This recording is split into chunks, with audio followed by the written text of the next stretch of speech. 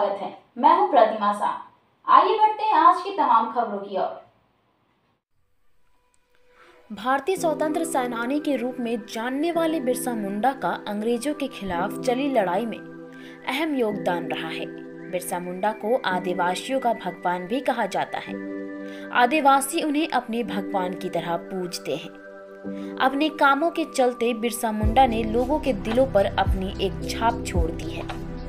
बिरसा मुंडा ने अंग्रेजों के खिलाफ काफी लड़ाई लड़ी और उनके नाक में दम कर दिया था। उनकी उम्र चाहे छोटी थी, लेकिन वो अपनी उम्र से काफी आगे निकल गए थे। बिरसा मुंडा का जन्म 15 नवंबर 1875 को रांची जिले के उलीहितू गांव में हुआ था। उनका जन्म एक छोटे किसान के गरीब परिवार में हुआ था। वह जनजातीय समूह छोटा नागपुर पठार यानी कि झारखंड से थे। उनकी उम्र के हिसाब से उनका काम बहुत अच्छा था। उन्होंने साल 1895 में अंग्रेजों के खिलाफ आवाज उठाना शुरू कर दिया था।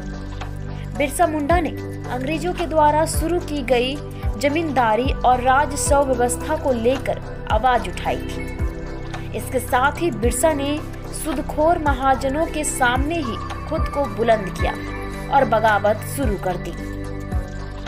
महाजनों के द्वारा आदिवासियों की जमीन पर कब्जा कर लिया जाता था, जिसके बदले वो किसान को कर्ज देते थे।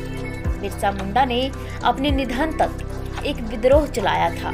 इस विद्रोह को उलगुलान नाम दिया गया था। यह बात तो हम सभी जानते हैं कि आदिवासी जंगल को ही अपना सब कुछ मानते हैं और इस समय के दौरान औपनिवेशिक शक्तियों की नजर इन जंगलों पर ही थी। ऐसा इसलिए क्योंकि ये जंगल संसाधनों से भरपूर थे। आदिवासी जनजाति के लिए जंगल उनकी मां से कम नहीं होते हैं। और जब अंग्रेजों के द्वारा जंगलों पर अपना कब्जा जमाया जाने लगा तो आदिवासियों में असंतोष पैदा होने लगा और देखते ही देखते उन्होंने विद्रोह शुरू कर दिया। अंग्रेजों ने आदिवासी कबीलों के सरदारों को यहाँ का महाजन बना दिया था। इसके साथ ही लगान के नए नियम भी बनाए गए थे। इस कारण कुछ ही समय में आदिवासी कर्ज के चक्कर में डूबने लगे। यही नहीं, उनकी जमीन भी उनसे छीनने लगी। वहीं दूसरी तरफ अंग्रेजों के कब्जों में जंगल की संख्या बढ़ने लगी और अंग्रेजों ने इंडियन फॉरेस्ट एक्ट पास कर जंगलों पर कब्जा कर लिया। आलम कुछ ऐसा हो गया कि आदिवासियों के सिर के ऊपर से पानी निकलने लगा। तब बिरसा मुंडा ने अपने भाइयों को इकट्ठा किया और अपने शौर्य का परिचय दिया। परिणाम यह हुआ कि बिरसा मुंडा आदिवासियों के बीच साल 1895 तक एक लोकप्रिय और बड़ा नाम कमा चुके थे। लोगों को इसके फलस्वरूप बिरसा मुंडा को धरती बाबा कहना शुरू कर दिया गया था। बिरसा मुंडा ने अपने आदिवासी भाइयों को इन लोगों के खिलाफ इकट्ठा करना शुरू किया और इसके बाद अंग्रेजों और आदिवासियों के बीच अक्सर ही लड़ाई देखने को मिलने लगी। बिरसा मुंडा ने साल 1897 के दौरान तो अपने करीब 400 साथियों के साथ मिलकर एक थाने पर हमला भी कर दिया था। अंग्रेजों में भी बिरसा मुंडा के खिलाफ लगातार रोष बढ़ता ही जा रहा था। साल 1900 के जनवरी महीने के वह समय भी आया जब बिरसा मुंडा और अंग्रेजों के बीच एक आखिरी लड़ाई लड़ी गई।